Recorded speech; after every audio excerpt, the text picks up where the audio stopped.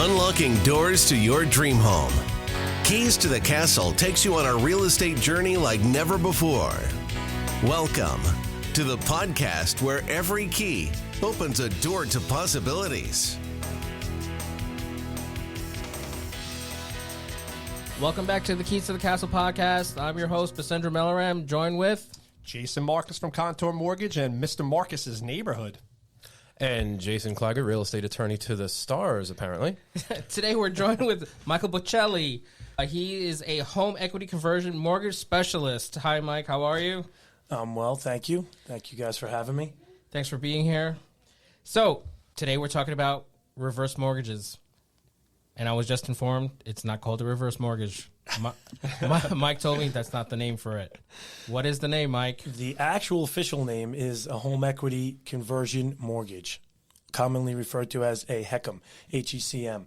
But the slang term was reverse mortgage that people give it. So we refer to it as the home equity conversion mortgage or reverse mortgage. Either way, it's pretty interchangeable. Okay, so why would someone need this? So if you could give them some of just the basic, like who you're looking for, like to try and like kind of go through just your audience on who really like you're looking and who the perfect person is to try to get this product. Sure. So typically when we're talking about reverse mortgages, which again is most commonly how most people would refer to it, we're dealing with active retirees and the senior population, our aging population. So typically people who are 60 years old or older, specifically here in New York, could actually obtain a reverse mortgage down to age 60 in New York. In some other states outside of New York, they actually allow for people as young as 55 to obtain a reverse mortgage. The FHA version of the product, which is the most prevalent product, that program requires a minimum age of 62 or older.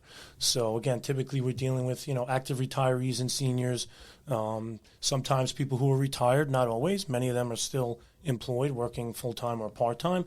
But typically people who are looking to convert a portion of the equity in their home to be utilized for cash flow purposes, to give them some additional money for retirement, for home improvements, things of that nature. So how does that differ from any other product? So why would someone say, hey, Mike, can you help me with this mortgage? I know you just said some of the main points, but what are the most common things people come to you for? So reverse mortgage specifically was put in place to help the aging population age in place, meaning that it gives them the ability to convert the equity in their home without adding an additional monthly payment. So to compare it to some other mortgages, as you mentioned, it has some significant and key benefits over a traditional mortgage or even a traditional home equity line of credit or second mortgage, in that you're not required to make any monthly mortgage payments on the money that you receive, although you're still required to pay property taxes, homeowners insurance, and any HOA. And it has some other key benefits too. There's a few different options as to how you can access the money. You can take the money in the form of a line of credit or in a monthly payment. But the key really is the cash flow for most people, that it's given them the ability to access a portion of the equity without adding a monthly payment. People in retirement, typically, especially if they're on a fixed income, they're looking to access some additional money and some additional cash to add to their overall retirement income or their retirement assets, but they're not looking to add an additional liability or an expense. Okay, go ahead. Does age have a factor on how much the bank will lend to somebody through a reverse? It does. Great question. So actually the algorithms that they use and the way they determine how much someone is eligible to receive is age-based. So they're looking at the age of the youngest borrower. Okay, so if it's a husband and wife, or if there's more than one borrower on the loan, they're going to take the age of the youngest borrower, and they're using actuarial tables similar to those that they would use for life insurance, and they're looking at life expectancy. So the younger you are, the lower the percentage, or LTV, loan-to-value percentage, you're going to be able to borrow against the house. The older you are, the higher that percentage will be, and you'll have access to more money, again, because they're estimating a shorter life expectancy. That makes sense. I didn't even think of that. Yeah, but it is like a loan to value ratio, but based on actuary on someone's life expectancy and life expectancy charge, which is really Really interesting. I never that never crossed my mind over all these years. Well, a lot of things don't cross my mind. That's how they determine it. So people who are 90 years old or 95 plus, they get the highest percentage available, which typically it caps out at around 75% of the value of someone's home.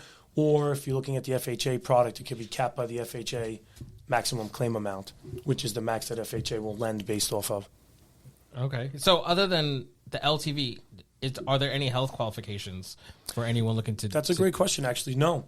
They're not looking at health qualifications. I mean, typically what they do want to ensure is that someone is competent, that they're of sound mind. And that's really where the first step typically comes into play, which is the counseling. So in order to obtain a reverse mortgage, they do require that the borrowers are counseled by a HUD-approved third-party agency.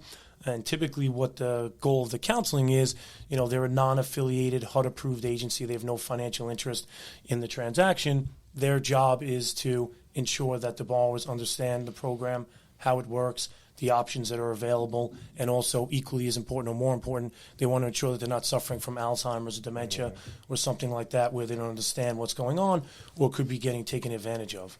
Yeah, I was just thinking about that.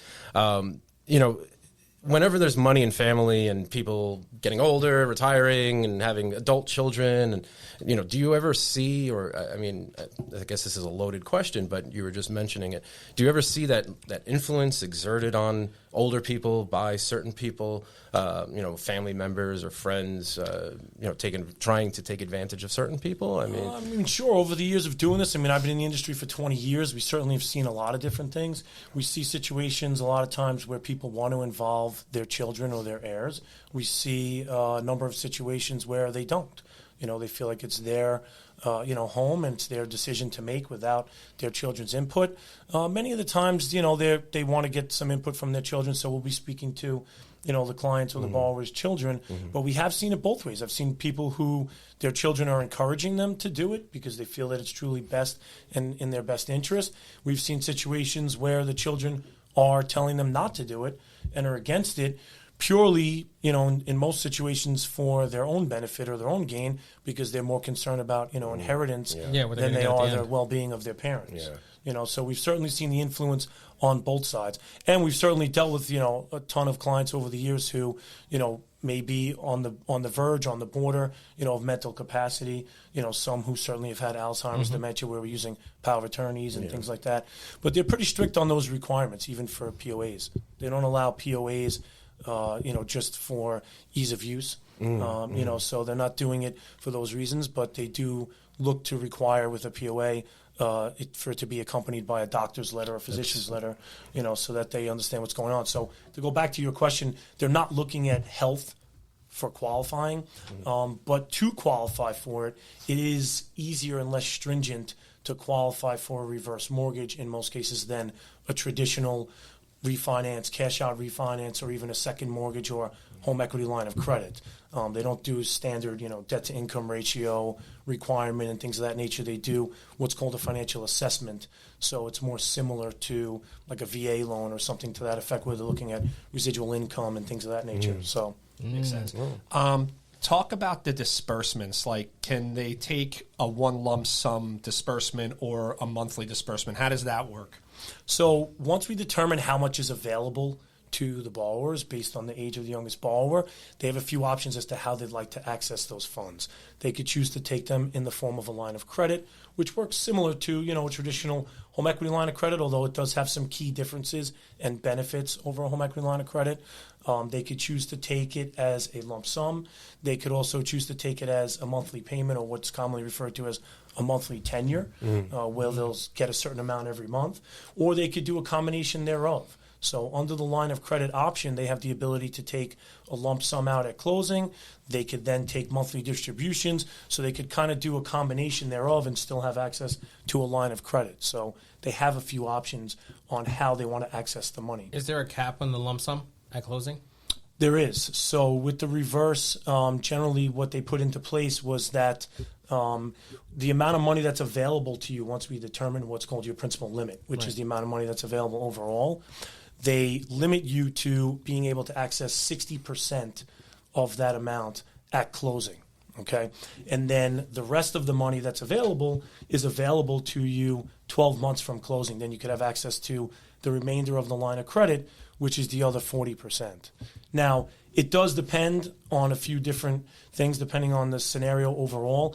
If you have what's called a mandatory obligation, a mortgage, any other type of lien, a tax payoff, that causes you to exceed that 60% threshold, you certainly can go above that. You can access the full amount. So, for example, if someone qualifies for a $400,000 reverse mortgage, and let's say they have a $375,000 mortgage balance on their home presently, and all of the funds plus closing is being utilized on the reverse mortgage, they could access the full amount, certainly, to cover and pay off their existing That's really mortgage. interesting. Yeah, if it's a mandatory obligation, so a mortgage, a lien, any existing mortgages, liens, or anything of that nature have to be satisfied first and foremost. Right, and the HECM takes first priority, so there's only one. HECM takes first priority, has to be in first lien position. So any existing mortgages, liens, lines of credit, all have to be paid off and satisfied first and foremost. Any money that's available above and beyond that is available to the client to have access to.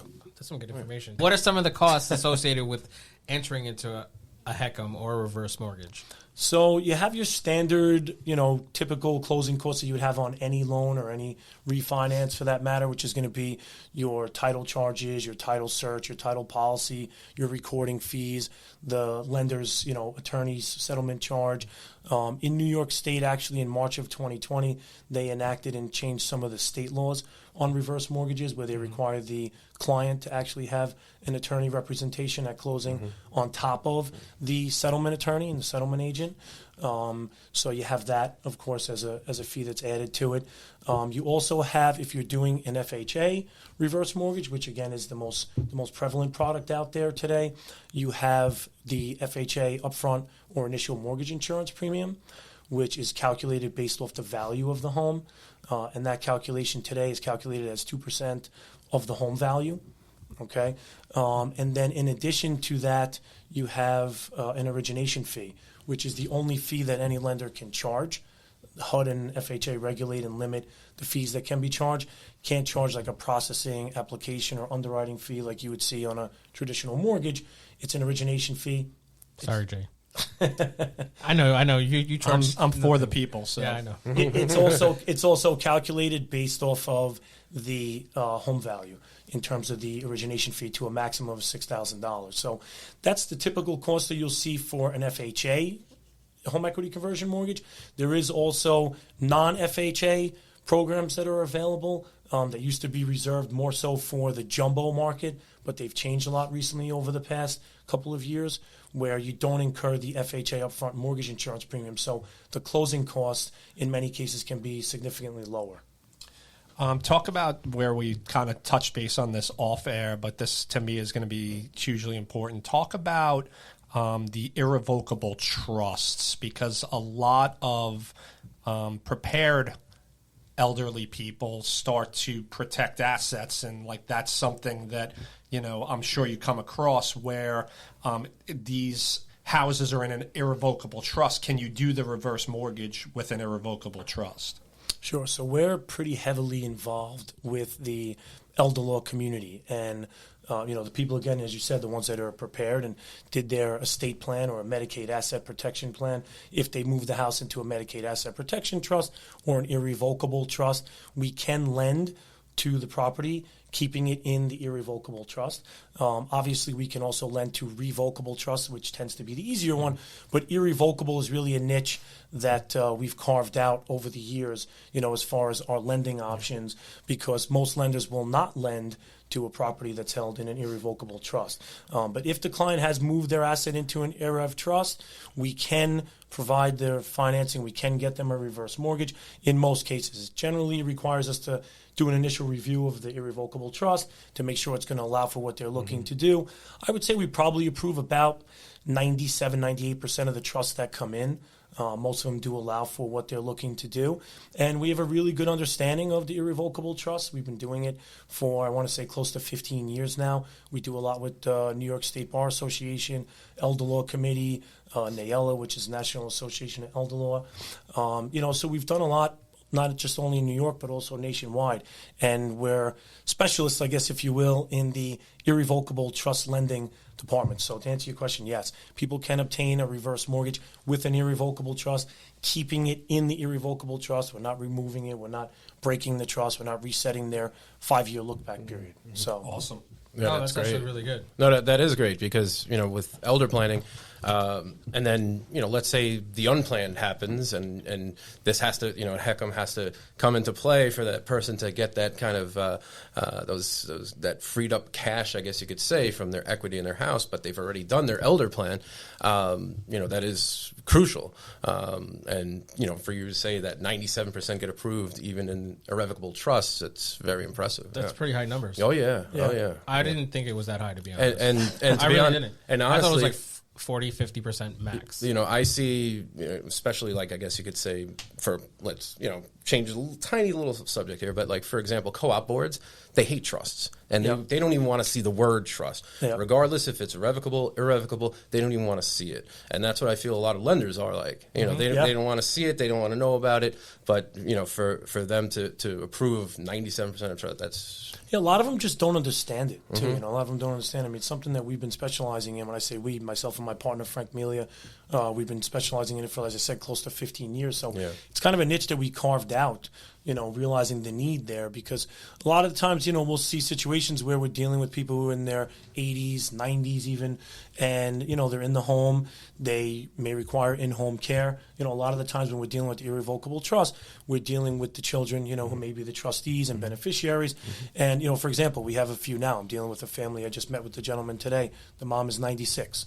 There's 6 children, and they have an irrevocable trust. And basically, they get to the point where they've exhausted all or most of the liquid assets to pay for mom's care. It's costing them $12,000 a month to give her, round-the-clock care and keep her in the home. And at that age, most people don't want to leave the home. They don't want to put them into a nursing home. They want to stay in the house. The reverse gives them the ability to keep the parents, or parent in the home, and also to access the equity that they need to be able to pay for their care, and give them the ability to age in place and stay in the house. Yeah. Guys, for our listening audience out there, I can't emphasize enough how important it is to speak to Jason and Mike on the options as your parents start to get older and the preparation. The more I dealt with it on the personal side, the more I understand the importance of it.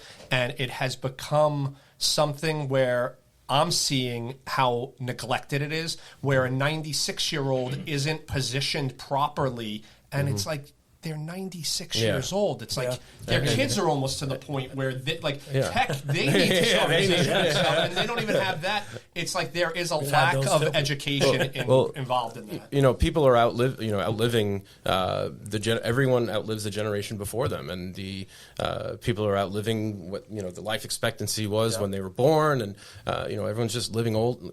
Longer, and obviously you need more money the longer you live, which is a good thing. Don't get me wrong, but it's something important that people need to keep in mind for not only elder care but for HECM and having that access to that cash, that equity in the house to take care of mom and dad and uncle and aunt or whomever. Yeah, and it's key for them. I mean, listen, we're seeing it more and more, and you hit on a great point. Even with my own parents putting their plan in place, whether it's just simple power of attorney, just healthcare proxies, having those things in line, wills, things of that nature. But certainly to protect the assets, the people who have done the planning, a lot of times they feel like they're boxed in if they put the home into an irrevocable trust, and now they need to access financing on it. Right.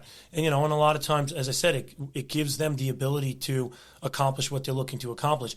A lot of times what will happen is we'll get people who come to us after they've already gone to one of the household name banks. I'm not going to start naming. But, they'll try there. They tell them up front they have an irrevocable trust. They'll tell them we can help you. They'll go through the whole process. Sometimes they even get them approved. But then what happens is they get to the end. They tell them, okay, we're ready to close. And then they say, you have to take the house out of the trust in order to close. And then, we've had people who have actually done it without checking with their attorney first. But they should always get a second opinion. Or a bad attorney. When they go back to their attorney, a lot of times then they'll call us and say, my attorney told me to call you. I've been going through this process with so-and-so for the last 2 months. We get to the end, and then they tell me they can't close. I got to take it out. They're super frustrated by that point already because they've gone through the whole thing. They've already promised them some sort of, conventional rate and whatnot, which we know conventional is not going to lend to irrevocable trust, right? And now they're frustrated. And they feel like they got to start all over again. But it's a good thing they get to us. We wish we can get them sooner, of course, so we try to educate people and get this out there as much as possible. But, that on that note, that seems to be like our biggest obstacle. I think anyone who is in the reverse mortgage, home equity conversion mortgage space, the biggest obstacle is people just opening themselves up, like you said, to make sure that they open up enough to do the proper planning and just to be open-minded to, some of these options that can really be advantageous for them. Because, I've had many conversations with clients where, they tell me their whole situation, and I know that a reverse mortgage is probably ideal for them and maybe even the only thing that's going to help them. And then you mention, well, have you considered a reverse mortgage? And they're like, oh, no, I don't want to get into that, because they hear all the misconceptions, and then you tell them, have you heard of a home equity conversion mortgage? No, what's that? And then they give you the opportunity to educate them and explain the whole thing to them, and you're on the phone with them for 45 minutes and they're like, that sounds great. That's something I'm definitely interested in, and then you're like, well, Mrs. Smith, Mrs. Jones, whoever it is, that's a reverse mortgage. And like, wow, I never realized that. I thought that it worked this way. I thought the bank owns your home, and all these misconceptions. Yeah, so let's get into some of the popular misconceptions about reverse mortgages. I'm going to deliberately use the incorrect term. Yep. Right? Because the one that I normally get is, as soon as I die, they're going to take my house. Right. So let's get into stuff like that.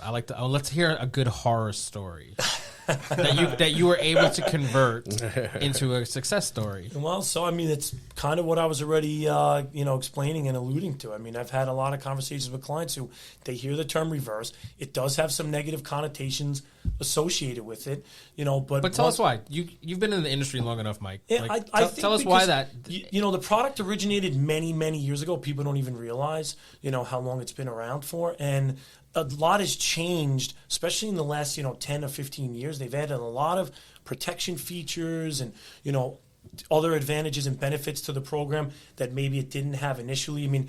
A lot of people, the misconception, I think, is just it surrounds people just passing around bad information. I wish I could really tell you why. The internet's full of it. Yeah, well, listen, you know what? They speak to their friend. That's why we're here, to clarify. We're the Mythbusters of real estate. To dispel some of the myths. A lot of times it's just what they're hearing from others. They're hearing it from their friend, and they're all just passing around bad information. The bank doesn't own your home. Tell people all the time. The government doesn't own your home. It's a lien against the house. It's a first mortgage on the home, just like any other mortgage or a home equity line of credit. Just like when you bought it. Exactly, but it just has a lot of advantages to it, over a traditional home equity line of credit. For example, today what we're seeing a lot of, and I've kind of advocated this, for a while now, over the last 5 to 10 years, is that many times people, as an alternative, they'll look to a home equity line of credit first, right, over a reverse mortgage. Again, because a lot of times it just comes out of them not being properly educated on it. And what we're seeing today is people who have home equity lines of credit, they're calling us and saying, Mike, I've had the line of credit now for the last 8 years, 10 years, whatever it is, and it's been great. My rate's been low. It's been 3%. I've been paying interest only. It's been comfortable, but we took it out, 8 years ago, 6 years ago, 10 years ago, whatever it is, and it's been great. But now our rate is 9%, and our payment is tripled. And they're like, we can't afford the $1,500 a month. They're on Social Security. Pensions are far and few in between now, so it's tough for people to be able to do that. And what options do they have?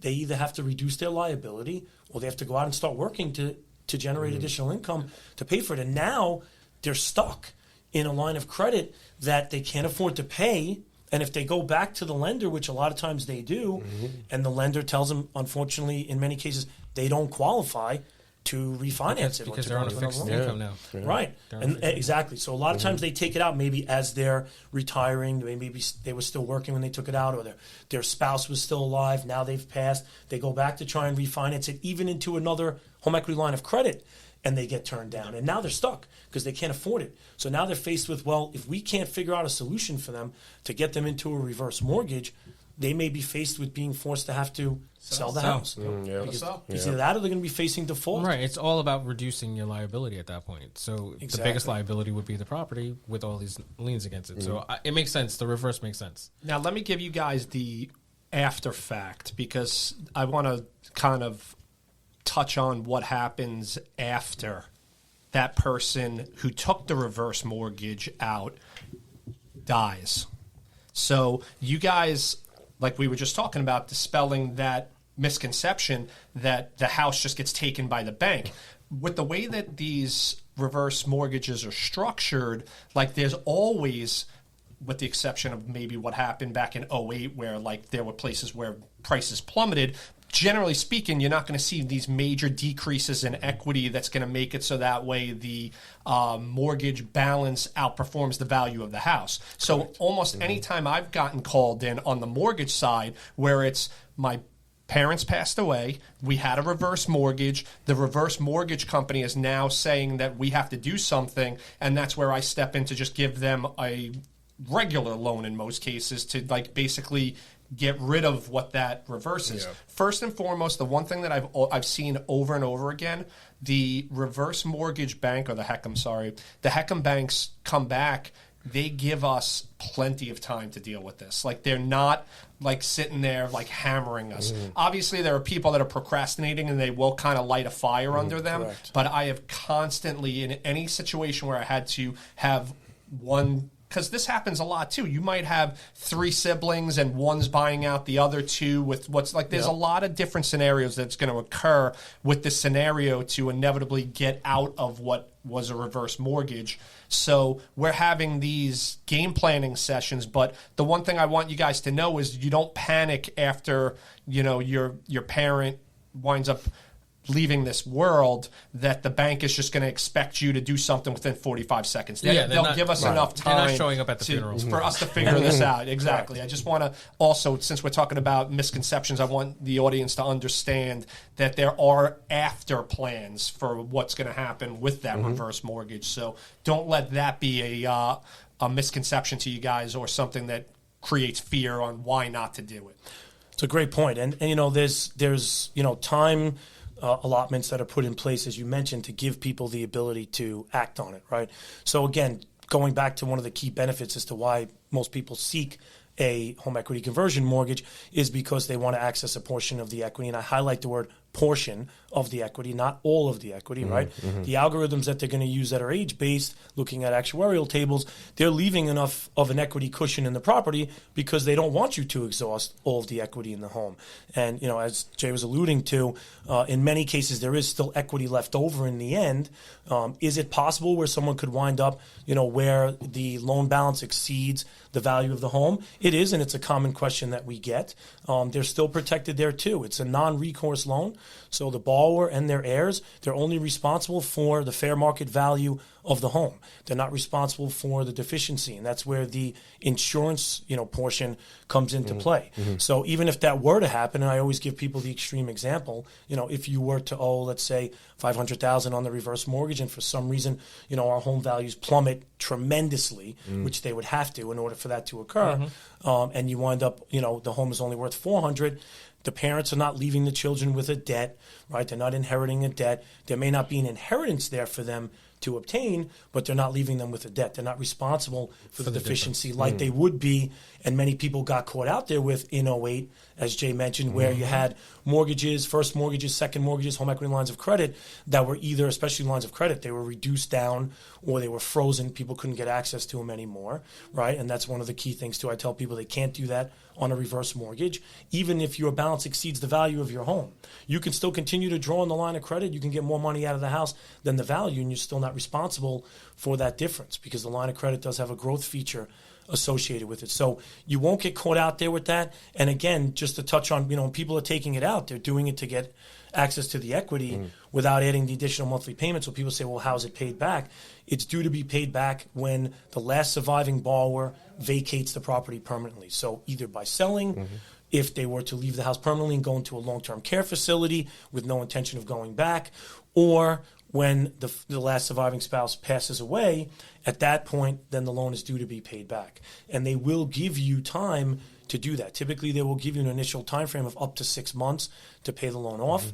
Oh, see, there's a misconception because I thought it was 90 days. Yeah, so typically... No, yeah. I've gotten extensions even on the 6 months. I've gotten extensions. They understand that this is a delicate situation and there's got to be plans formulated and just try to figure this stuff out. And I can't say enough about like any of the experiences I had with this, where I'm constantly like working with these companies, and they're not threatening me. They understand that like I am going to work on this and get them to where we need to get. And also, if you think about it, it's actually better for the lender to actually not like be breathing down someone's neck to do something about it. Now, if you have 6 months and you see that someone's diligently working to come up with a solution, either pay it off or sell it or something like that, the house, it works out for the lender. They don't have to, breathe down someone's neck to the point where that person is like, you know what, screw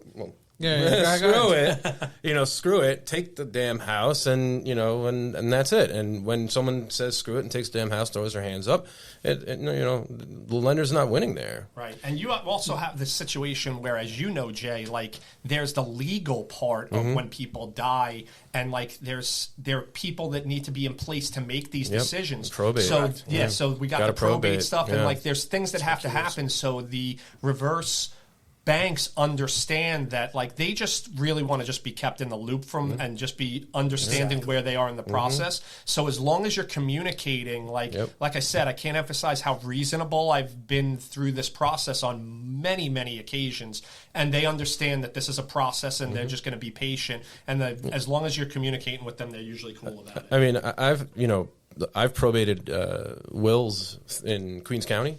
And it's like, you're better off taking a will and throwing it down a black hole. So you really don't know. Queens. Queens is the worst, by the way. Queens. No offense, Queens County. That's why it's referred to industry wide as the Wild Wild West. Kings County is actually better, believe it or not. But for a while there, Queens was like, you'd take 9 months to get through probate. And that's if you did it perfectly. If they want to see more stuff, it's going to take another 3 months. So, as long as you show that, hey, I got this probate petition for the decedent, and we paid the filing fee, it's marked, filed by the clerk and everything like that, and now you can see a lot of it on New York State website, which is great.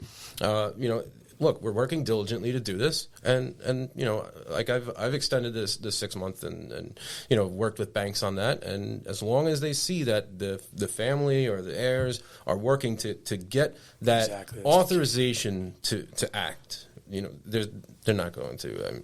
I mean, look, there are outliers, sure, but not in my experience have I seen that. Yeah, you guys hit it on the head too. The two keys really that I always tell people are the communication and the diligence. As long as they're being diligent and they're showing the lender that they're working towards either selling the house, refinancing it, or some other means or way of paying it off, then they're okay. And again, I've seen them go well beyond 6 months. I mean, they typically will grant extensions at 90 days a clip. So I've seen them go 6 to 12. I've seen people who are stuck, when people are contesting a will and they're in probate for 2-3 years and the reverse mortgage has been outstanding all that time and it still hasn't been paid off.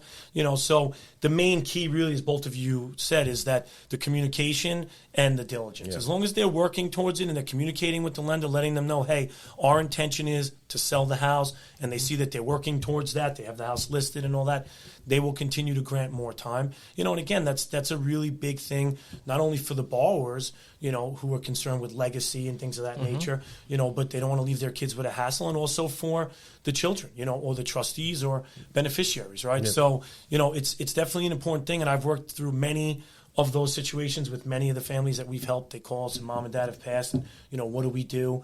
And sometimes they're kind of panicked, but calm down. The bank doesn't just take the house. They're not just going to own the home. Again, common misconception. You guys can sell the house, pay off the balance of the reverse mortgage. Any money that's left over is still going to be retained in the estate and distributed amongst the heirs, just like if you had any other mortgage or line of credit on the house.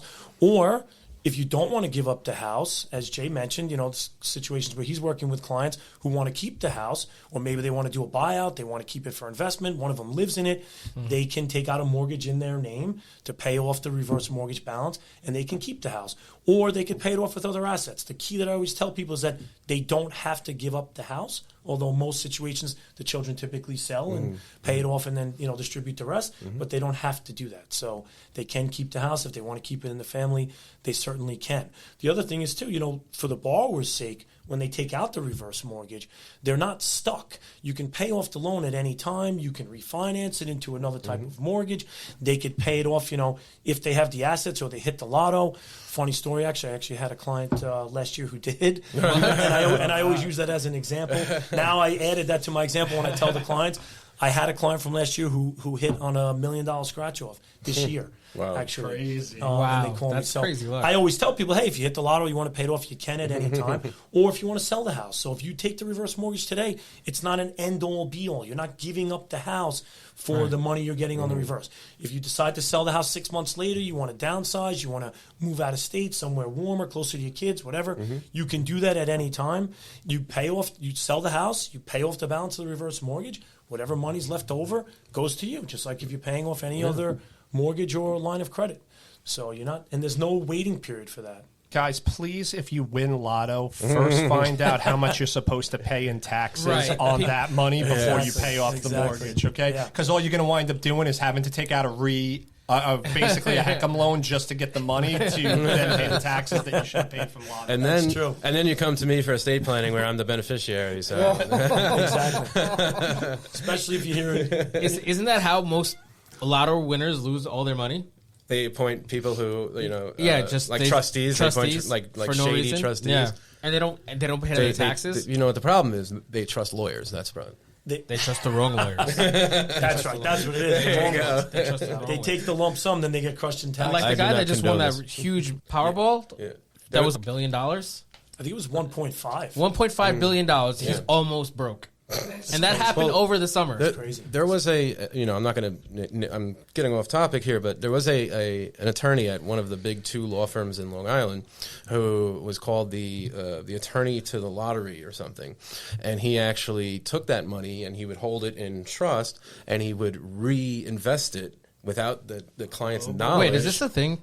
Oh yeah, and he did hard money loans. He gave out to Shark to what is it? Shark whatever. Shark Tank? Yeah, no. The Shark. Loan sharks? Loan sharks. There you go. He gave to loan sharks that lent to jewelry stores and beat people with bats. Get 12% a week. Yeah. What the hell? So he thought that he was going to get that money from the cash that was being held in his escrow account, and bye. He was gone. Wow. Feds took him away. That's crazy. Violation. Yeah. That's crazy. It's a lot of violations. Probably 7 different I think government he'll be agencies. disbarred. Probably there's a good chance. Wow. That's like a RICO Disbarred case. and put behind bars. That's an entire RICO case by itself. Oh yeah. That's wild. Oh my God. So Mike, tell us, now that you hashed out all the details, a family that's in the planning stage, right?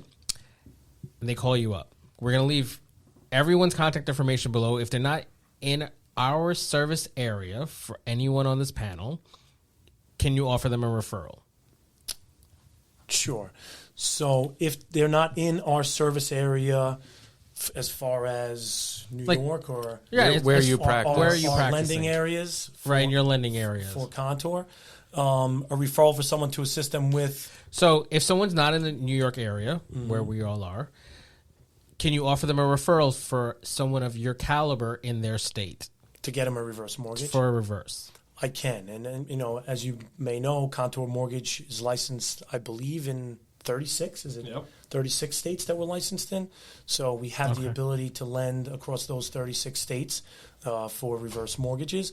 But sure, if it's in a state that we can't lend in and they're looking for someone to do it, yes, we have other contacts in the industry that we can look to set them up with to still assist them. Awesome. And Mr. Kleiger, we know that you have infinite resources and referrals throughout the country. Of course, I'm like a jet setter. Yeah, you and Mr. Marcus are, you guys got your they're in private jet and 36 states, right? I'm in 2.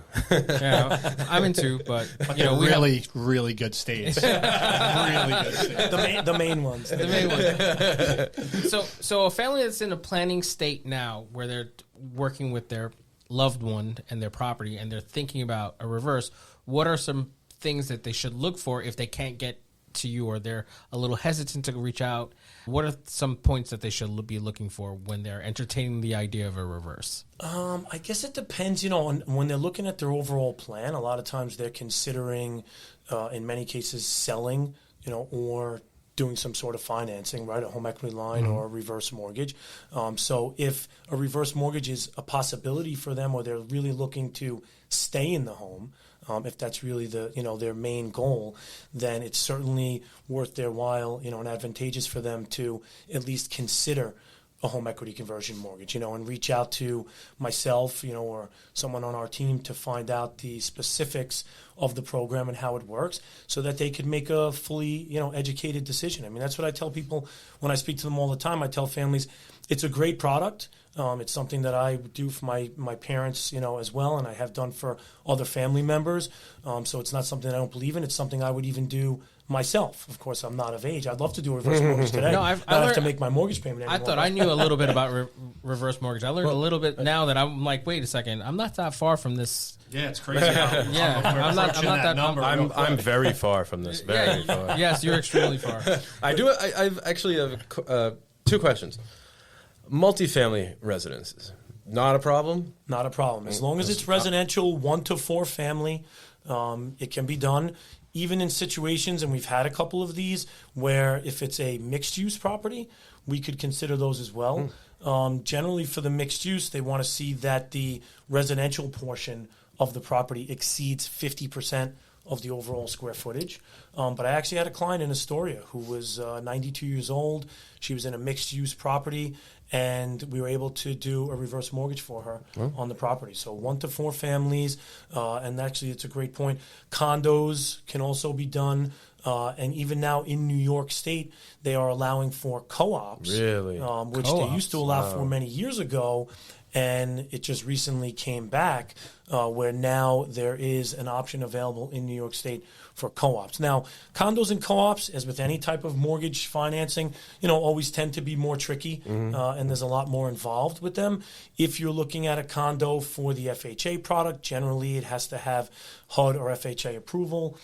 If it doesn't, there is something called spot approvals, which we could try for, but they tend to still be pretty difficult, and it's a pretty involved process to try and get it approved. So we do have to be mindful of that when people are looking at, condos, co-ops, things of that nature. The development of the unit itself does have to be approved. But very interesting this year, that now we have the ability to offer it to co-ops. And actually we have some clients that we're working with now who have co-ops where we're working with them to obtain a reverse mortgage. So yeah, that's something, because co-ops are a pain. Yeah, and I mean, obviously, check with your board before you start the reverse process. Just make sure that's something that they're going to allow you to do, because boards sometimes will a little, make just your a life little, miserable. Just a little, just a little. They can block it, that's instantaneously. Oh yeah, but my second question. So a typical mortgage, they escrow for property taxes, homeowners insurance. What happens with a HECM? So again, the client is not responsible to pay a monthly mortgage payment, but we always do highlight and stress to them that they are still responsible to pay their property taxes and their homeowners insurance, and of course any associated HOA, or maintenance fees. That is the client's responsibility. Now, we do have situations where when they do the financial assessment, where they could do what's called either a voluntary, or in some cases it's involuntary. It may be made mandatory by the underwriter, or they may require them to do what's called a LISA. The acronym is LESA, and it stands for Life Expectancy Set Aside, which basically is kind of, I guess, a fancy term in the reverse mortgage world for escrow, for taxes and insurance. And essentially what that is if the lender requires them to have a LISA because they don't meet the financial assessment, typically that financial assessment too, what they're looking at is they're looking at the history of the borrower paying their property taxes and homeowners insurance for the past 2 years. Okay. They want to see that they've been made on time, the payments have been made on time, that they've carried a homeowners insurance policy on the home. If they haven't, and they're looking at all the other factors, and they feel that they don't meet the financial assessment, the lender could require a life expectancy set aside, or a client could actually opt for it voluntarily. And basically what that means is they're going to look at what the property taxes and homeowners insurance are for the property, and they're looking at that over the client's life expectancy. So they're going to look to hold back that money from the reverse mortgage proceeds at closing to pay the property taxes and homeowners insurance on the borrower's behalf for their life expectancy.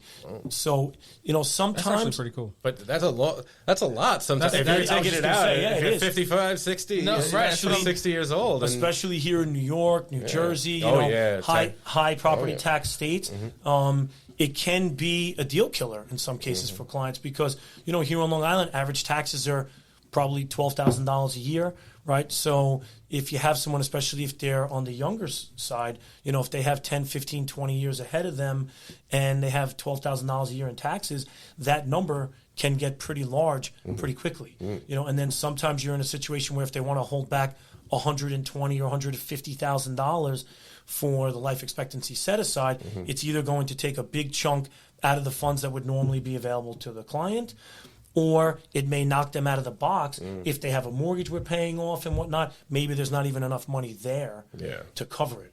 Gotcha. So it can be a really big number, and in some cases it can actually be a deal breaker for clients.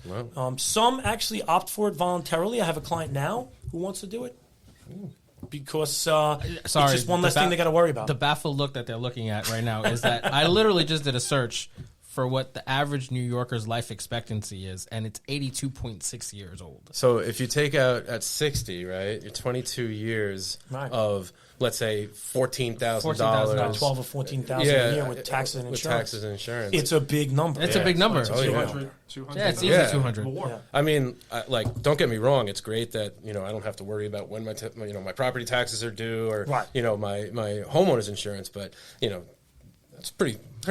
Some clients like that aspect of it just because I like it. It's like having an escrow, and especially if they had a mortgage, right, or they have one, they're not used to paying the property tax and insurance, right? So they like the idea of continuing that. So some people, if they have enough room and they have enough equity, enough room in the loan, they'll actually opt for that because it's a convenience. It's one less thing they have to worry about. We also have borrowers who are doing it with the main goal in mind of being able to use those funds to pay their property taxes and homeowners insurance. So if that's the case, then it works well in those scenarios also. But, if they're doing it for another reason or they want to get a specific amount to do something, maybe home improvement project or pay for medical expenses, it could take a big chunk out of that money. So I would say the majority of the ones that we do, I would say probably, 7 or 8 out of every 10 that we do don't have the life expectancy set aside. But there are some who do, some voluntarily, some are required. But it's a great question. So that's pretty interesting. Yeah, great question, Jack. That's why. That's why. I mean, if you guys don't know by now why we have him on this discussion, Who, me? that's why he's the attorney. That's why he's the attorney. Exactly. That's exactly what he it passed is. the bar and then raised the bar. That's What? right. I'm sorry for everyone who came after me. All right, so we spoke about a lot about the benefits, right? So what are some potential drawbacks of having a HECM? Right, play your own devil's advocate. Yeah, right? Sure. And I run through this with a lot of clients, all the time. I mean, we look at the pros and cons. When people ask me, what's the catch? Or it sounds too good to be true. You're a nice guy. We wouldn't ask you what the what's catch the is. cons? Well, listen, I've had clients who ask me that, and candidly, I don't really feel that there are drawbacks or negatives to the product. What I feel is that it's a great product, as I mentioned earlier, something that I would do myself, my own family, my parents, and whatnot. But it's not right for everyone in every situation, right? So I tell them when they're looking at the planning, as you mentioned earlier, it really depends on what their objective is, So we really try to take a look at their objective and then figure out if it's going to be the right and best solution, or at least give them some contrast to contrast it versus selling the home, taking a traditional home equity line of credit out, because a lot of people ask us the differences between the two, or maybe a traditional, cash out refinance. So we're always contrasting those. But I don't really feel that there are negatives to it. I mean, I guess one thing you could say is that, over time, it will utilize more equity in the home, right? So if someone's objective is they get on the phone with me and say, hey, we're in this situation, but our goal is and always has been that we want to get the home paid off and we want to leave it, a mortgage-free home to our kids. That's our main goal. I would tell them then, listen, a reverse mortgage is probably not going to be the right solution for you unless you're in dire need of, additional money or cash flow in a situation like that. But, it has a ton of flexibility, which is why we really love it. And I tell clients all the time, more flexibility than any other mortgage product or home equity line of credit can ever give you or offer you because of the benefits and the flexibility. But I don't really feel that there's a downside. I mean, some people certainly feel that the downside, and when I say some people, a lot of times it could be the children or the heirs, right? That, hey, this is going to take money away from us and our inheritance. But I always tell them, too, and I remind them, because a lot of times we're working with the children, listen, depending on why mom and dad are seeking this out, right? If they need it for their care, the family that I spoke about earlier, right? If they needed to pay for the mom's care to keep her in the home, it gets to the point where, okay, once you exhaust mom's liquid assets, what's your alternative? Sell the home, bring mom in with one of you maybe to live with you. That's a possibility.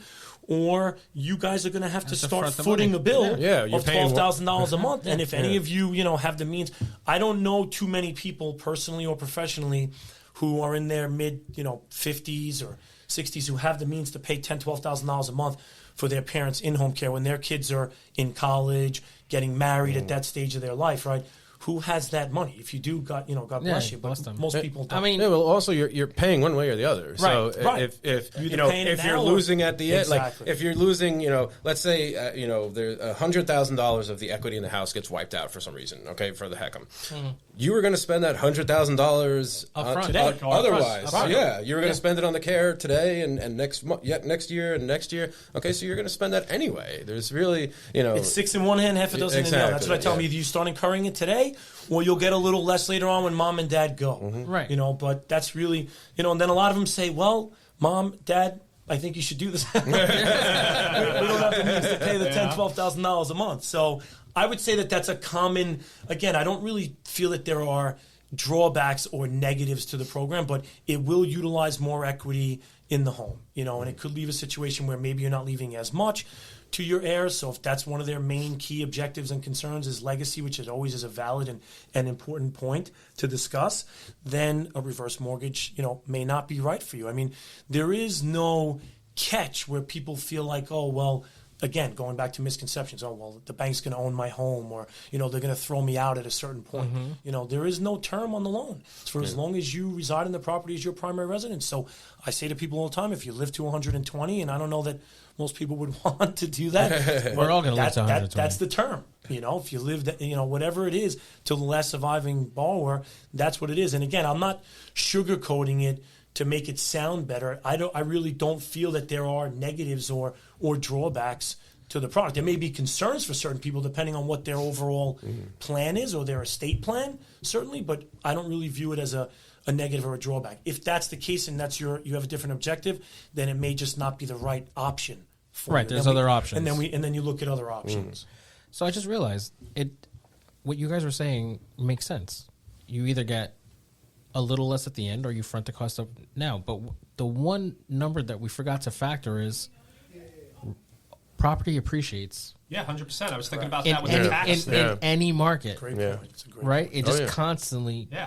Because I was thinking about this as you were talking about it. I'm like, well, if the house is worth $600,000 and conservatively it's going up the price of the house by 3%, which, as we know, being in this business super conservative, is ridiculously conservative. Especially like that's $18,000 a year on that $14,000 property tax. Like I start to, and just being in the business and understanding the way that asset managers work and the math and the numbers, you start to realize that banks generally don't put themselves into positions that is going to be costly and not advantageous. Right, where they're going to lose out. Right. Yeah. So it's like if all of these things, and the other thing that I talk to people about, it's we don't have 5 years of statistics on this stuff. Oh, no. We got decades and decades of statistics. So when people come to us and it's like, oh, how did they figure out that based on a 65-year-old, this is what they were going to do? Or any of these scenarios, it's because we look at statistics back from the 50s and 60s and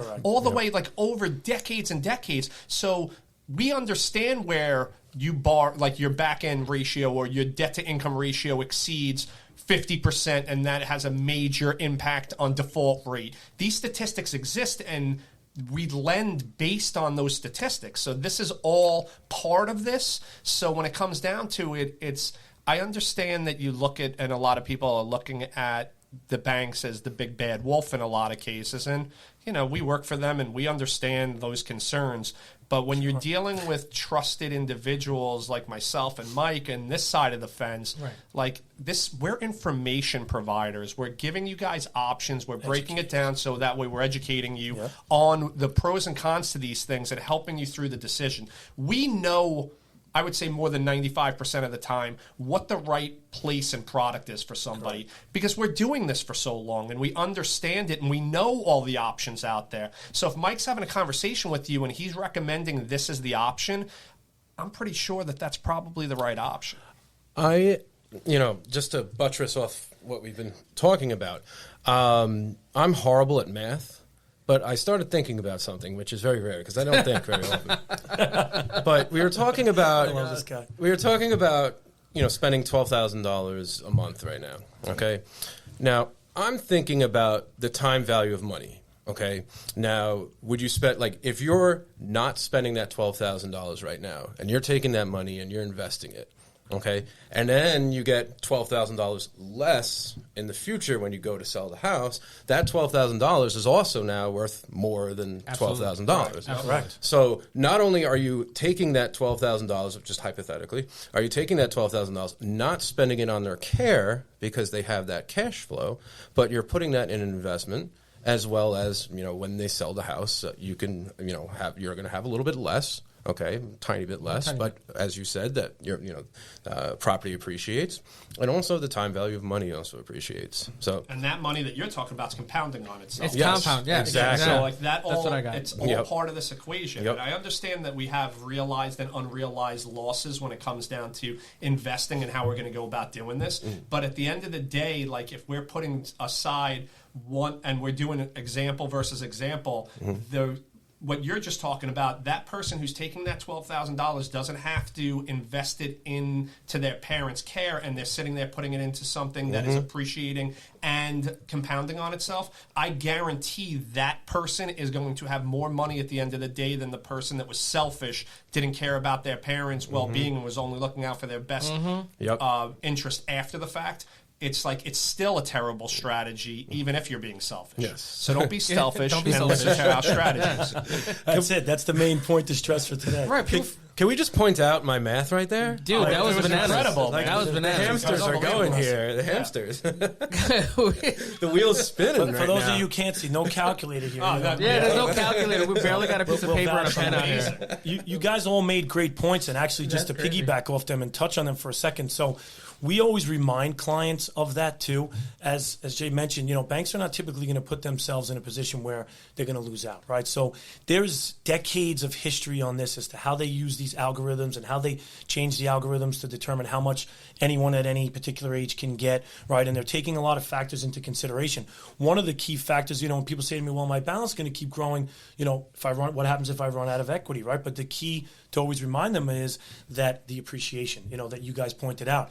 And historically, for the last, I think, just a little over 50 years since they've been tracking that data, homes, the national average is 3.8% on appreciation, right? Appreciation, not And depreciation. national, you're talking about. National. That's I always tell my clients, on the East Coast, West Coast, New York, California, Florida, different. obviously we see much higher appreciation rates. And people always bring up, hey, 08, where we saw depreciation. I get it, but that's all factored in to the last 50 plus years of data where it still shows an appreciation, annual appreciation year over year of 3.8%. So they use 4% for our amortization schedules, for the calculations for reverse. They use a 4% appreciation factor. And when I sit with clients and we look at the amortization schedule and we go over it, they say to me, they look at it, well, in 10 years, 20 years, they think my home's going to be worth X, $1 million, whatever it is, based on what it is today. And they're like, I don't know if that's going to be the case. I always remind them and I say, well, when did you purchase this home? And they tell me, I bought it, 40 years ago. Okay, what'd you pay for it? I paid $35,000, $40,000. Those are the best conversations. For $500. And if my own parents, right? My parents bought their house almost 50 years ago for $42,000. They sold it last year for $825,000, right? So if someone were to say, to my dad, right, 40, 50 years ago that house was ever going to be worth $825,000, He'd laugh at you. You probably would have looked at them like they had 6 heads, right? And that's what I always remind them. So when you look at that, even with the ups and downs of the market, The home is still appreciating, which is absorbing a lot of the increase in the balance, the loan balance, right? Where I say that it's eating into some more of the equity in the property, but your value's going up as your loan balance is going up, right? And they set it up in such a way where it shouldn't outpace itself. Could there be some anomalies? Of course. And to speak to the wealth management side, we work with a lot of attorneys and wealth managers as well. There's a lot of strategies that we've promoted over the years, and there's been studies done on some of them where people can implement a reverse mortgage to extend the overall longevity of their retirement assets and their retirement portfolio. And it increases it by a crazy number. It's like over 80% of their overall retirement portfolio, the longevity of it, right? As you mentioned earlier, people are living a lot longer than they were, years ago. So we're seeing a lot of clients now that are in their 90s. The eldest client that I ever helped actually was 102. Wow. If you could believe that. So I've had 102-year-old, 100-year-old, 101-year-old. Generally you're dealing with the children in those scenarios. Right. You just want to keep them in the home, keep them comfortable, right? But we had a 102-year-old. She lived to 107. Wow. And I still see the attorney to this day, and she thanks me because she attributes most of it to the fact that we gave her a reverse and kept her where she was with her family, with her friends, rather than putting her into a nursing home where they feel, maybe within 6 months to a year, she might have passed away. So there's a lot of strategies to offset sequence of returns, risk, and things like that, where you can keep your retirement assets and allow them to keep growing while you're drawing down from the reverse. So a lot of tax strategies and wealth management. We could maybe have another podcast. There's a lot to talk about. There's a lot to talk about. We'll get into all that for next week. Really good stuff. Right? Join us tomorrow night. Where Jason forgets all the math he ever learned. Dude, I don't know where you got that from. He's going to handle all the math. It's all by God. It reminded me of Will Ferrell and when he was sitting there and all of a sudden went on that rampage with how he was debating and what just happened? Yeah. Did I just say math? Outer body experience. Little old school reference. And actually, one other thing that I want to mention too is another benefit touching on the appreciation. The line of credit, right? Another advantage over the reverse line of credit over a traditional home equity line of credit. The line of credit actually has a growth rate associated with it, meaning that whatever money is still sitting in the line of credit, the money that you haven't drawn out yet, right? It actually will grow over time, and it actually grows your line of credit. So it's making more money available to you in the line of credit over time. So if you start out, let's say, with a $100,000 line of credit, right, just for argument's sake, and you don't draw anything out, the growth rate presently is around 8.5%, right? So that $100,000 line of credit is $100,000 available to you today. If you don't use that and you let it sit in the line of credit, next year it will be $108,500 that's available to you now in the line of credit. That does make sense. So it's another advantage over a traditional home equity line of credit where you can get access to more money over time. And, as I mentioned, without having to make the monthly payment. So, and again, the reason that they do that is because they're anticipating appreciation on the property. As the home is appreciating, your line of credit can also grow, making more money available to you. So it's another nice benefit. Dude, they have that thing. Yeah, it really is. There's a bunch of mathematicians. There we go. I can't even say it. Wow. They have that thing buttoned up nice. Yeah. I'm trying to think of something to take this sideways, but I can't really. Because it just makes too much sense.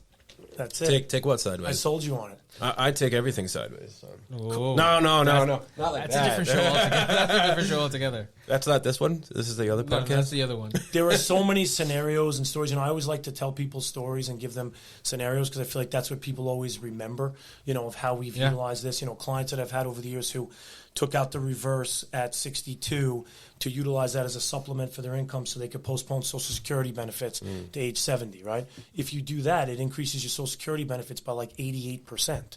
So you can utilize the reverse as a hedge to draw on the money that you may need during that time frame to hold off on taking your Social Security benefits. Another wealth management, planning. It could also be an alternative to people who, for long-term care, people who may not qualify for long-term care, if long-term care may be very expensive in certain instances, or maybe they have a health ailment that is preventing them from getting it. They can utilize that, obviously, as we've talked about, to access the funds to pay for their medical expenses and in-home care and things of that nature.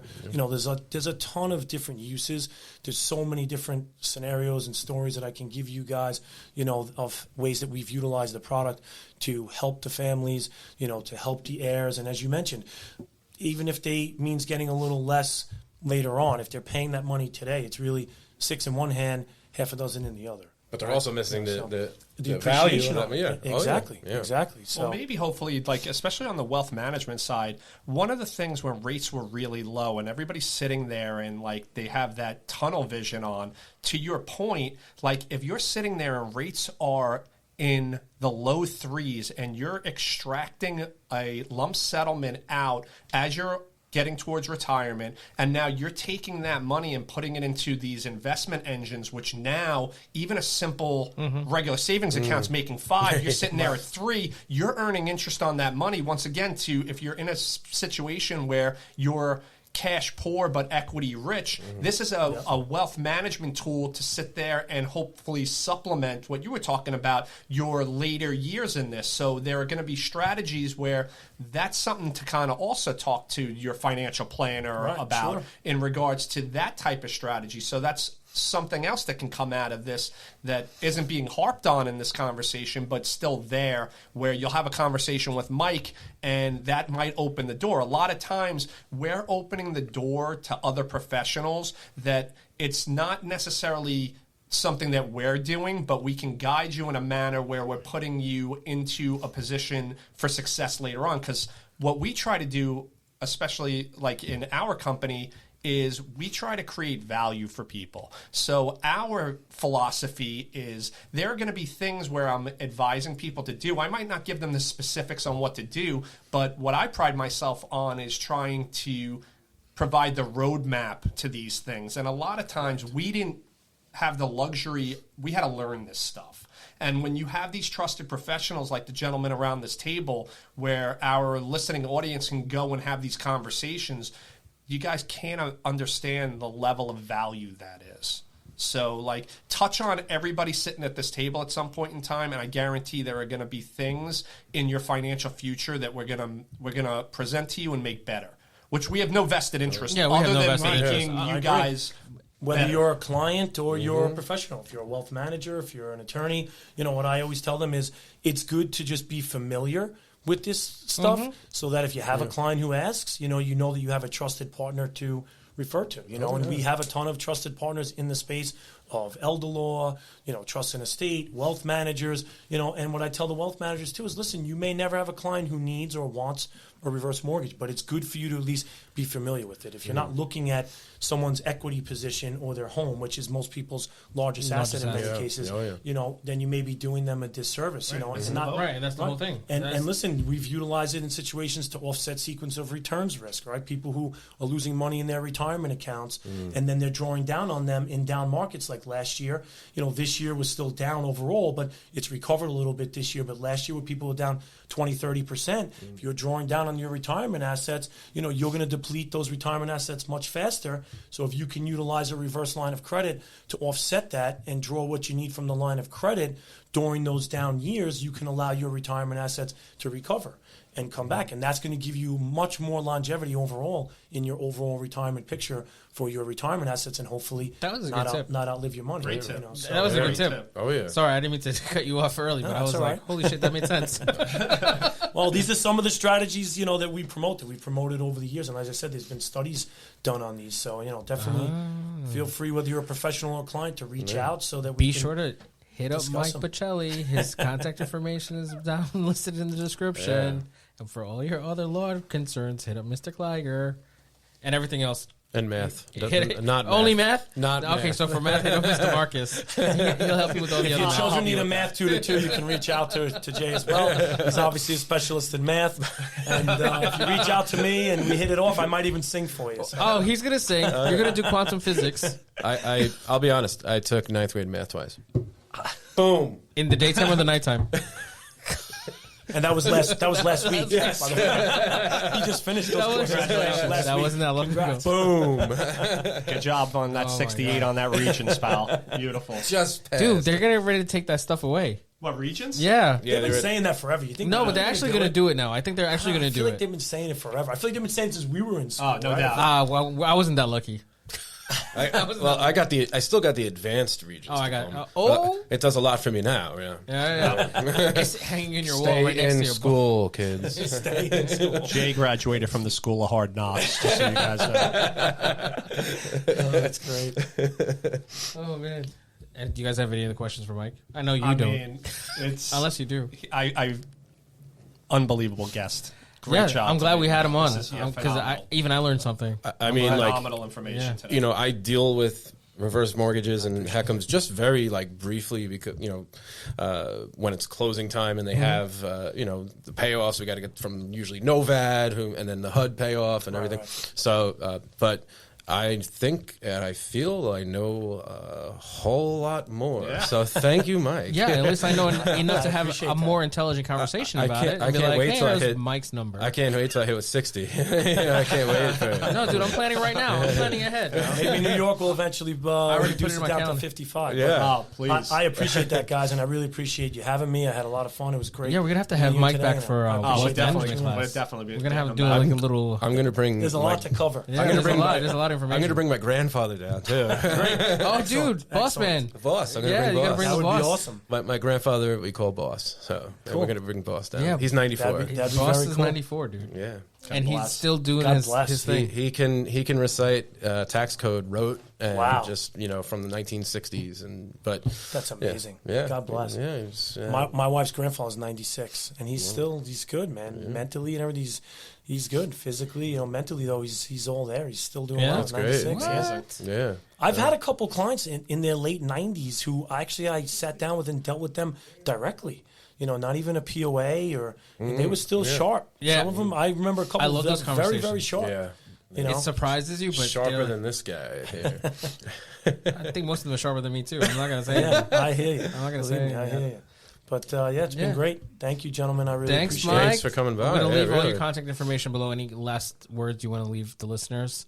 Any words of wisdom? As I said earlier, I think just our biggest obstacle, not just, for your parents, for your aunts, for your uncles, for yourself, for this country, is just people to just be open-minded enough to allow themselves to just be properly educated on the program. it. That's Amen. we call ourselves, educators, as we mentioned earlier. I'm here, clients call me and I say, listen, I'm here to educate you and give you all the information. And if you feel that it's right and it fits your objective, I'm happy to help you to facilitate it. If you don't, no worries, no harm done. Awesome. It doesn't cost you anything but your time, but at least be open to it because people are living a lot longer and they're outliving their retirement assets. We're seeing it every day. Just make sure you're making the educated decision, but you can't do that unless you have all the information. So Wow. that's Awesome. what I encourage people to do. Spread the good word. Spread the good Yes. word, Not the Yeah. misconceptions. Not the Spread the good misconceptions. word. Oh, the good word. And the bad word is reverse mortgage. That's right. What's the good Heck word? 'em. I don't even know them. That was great. Pick up the That was mic good. and just.